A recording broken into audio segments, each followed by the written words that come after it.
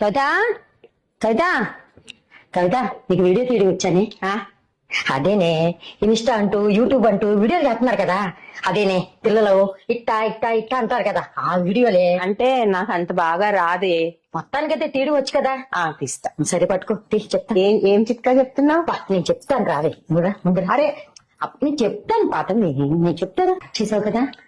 నేను స్టార్ట్ చేశాను, నువ్వు స్టార్ట్ చేయవే. సరే సరే నానా, నేనురా మీ అమ్మని. అన్నం తిన్నావా?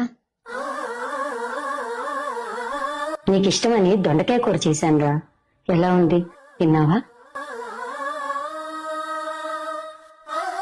మనిద్దరం కలిసి అన్నం తింటున్నా నువ్వు ఫోనే చూస్తావు,